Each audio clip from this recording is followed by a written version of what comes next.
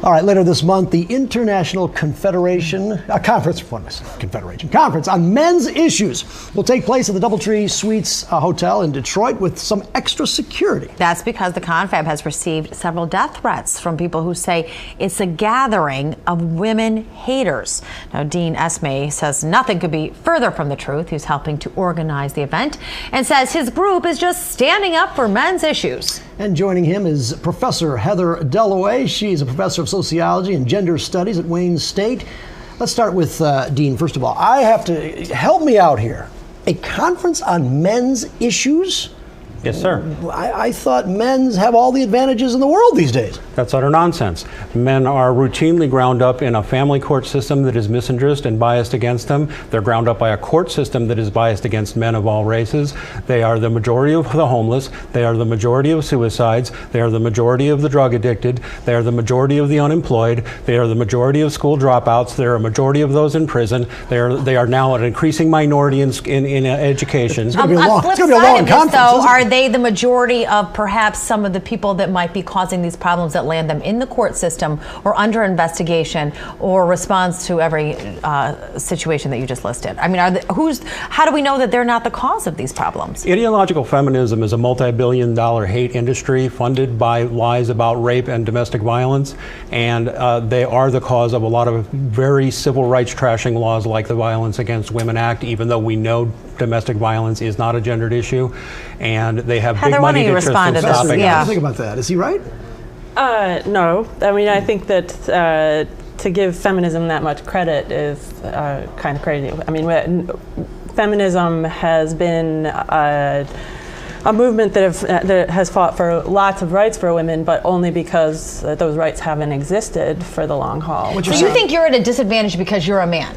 I think many men are at a disadvantage specifically for a man. I'm certainly a working class man. You see me sitting here with a missing tooth because I can't afford to fix it. This lady probably makes 4 times what I do. But doesn't that come down to your own ability, education? Well, women receive preferential treatment now in higher education, and are in fact a majority of college students now, by far. Well, why is your group a hate group? People have called you a hate group. Why do you think that is? Because we dare to criticize feminism. The women and men of our movement frequently criticize feminism because it is a movement which controls a lot of money. I read something that, and correct me if I'm wrong, but I thought it was your group wrote that 57% of date rape victims enjoyed the experience. Is that true? No, it's not true. But that was on your website. Yeah, you have to read the entirety of that article. But why put something like that on your website? Doesn't that discredit whatever it is you're trying to do? You're talking about a 3-year-old satire article that was talking about the way that feminists frequently distort and mess up statistics on things like rape. In fact, rape and sexual assault are not a gendered issue, but feminist groups and researchers like Mary Koss out of the University of Arizona have cooked the statistics to make it look like a gendered issue when it is not. Professor, that is a satire article. Well, Professor, when we talk about this, though, listen, I don't know. Women seem today, we just talked about Mary Barra, head of General Motors. We just talked about, I mean, women have all the rights today, don't they? And the opportunities today, don't they? Than men would have.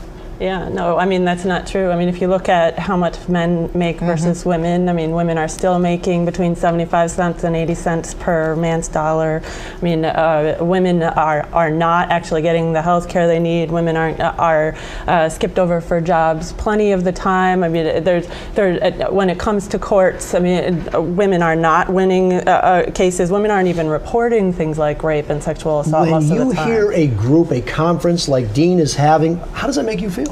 So there's been a whole history of male backlash against feminist successes or what people see as feminist success.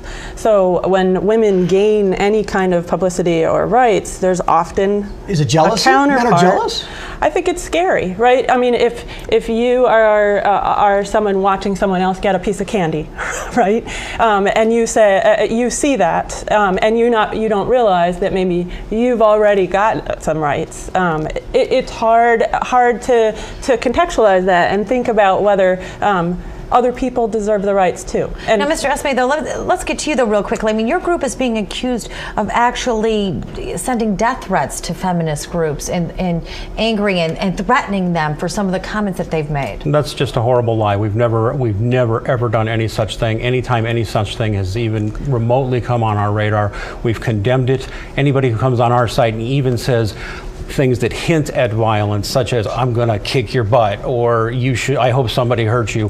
Boom, we throw them out. Why do you think We're that people strictly are saying this nonviolent. about your men's rights group? Or do you think that there might be just a few among them that might be acting out in this manner? Well, there's nobody in our group that's been acting out. What we've mostly seen is the backlash radicals who are who basically hate men and boys, gay men, black men, Jewish men, whatever. They hate men, and that's why these backlash radicals are trying to stop our conference from happening. But you're blaming the family court, for example, because you say men don't get equal treatment in court. Are you saying the courts are no good? The courts are deeply corrupt, and it is in part due to feminist influence down in Lansing and in Congress and at the federal level, and it happens all over the United States. It doesn't have anything to do with men not living up to what their expectation is?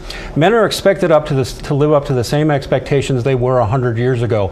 Women have all the same privileges that they've always had, and women have always been privileged over men in many, many, many ways, and women have always been very powerful in many, many ways. Judges these days. In fact, more women are judges these days. Well, thank goodness that there's more. I'm just saying. There are more women judges. That's like saying, since was that Obama's a gift? president. I'm just saying, though, it would seem to maybe, I don't know if he's got a point over here, but he says, listen, is it a prejudice, though? Is there a prejudice that women have against men? That's what, at least yes, the group they is believe saying. we're violent when there's no proof of that whatsoever. You know, it used to be 100 years ago, a white woman just had to point to a black man and said he raped me, and they would lynch that man. Nowadays, that's about racism. That's Right, and then this is an overgeneralization. Now it's talking about. Oftentimes the cops arrest the man first when there's a domestic assault, take the man away for the most part, and then ask questions. Not always. But they're never Many convicted, times. First of all. You know, if you look at how many cases of domestic violence actually end up in a conviction, it's less than 5%. That's because they don't need a conviction. They go through civil courts and they get these ex parte hearing orders, and they are guilty until proven innocent,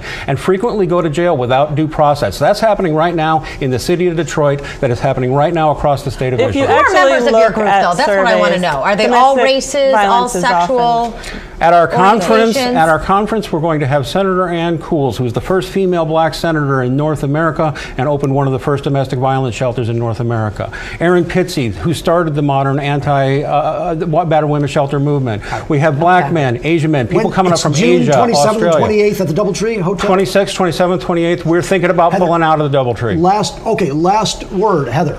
Yeah, I think that it's not the actual conference program that's the problem. If you look at the conference program, it's not not an issue. It's all of the social media that's very anti-feminist. It's the messages that are being sent by the group. All right, Yeah, thank you Professor so much Dean, for thank you. We'll be watching for that. That's it for this edition of Let It Rip Weekend. Fox News Sunday is next. Enjoy the rest of your day, everyone.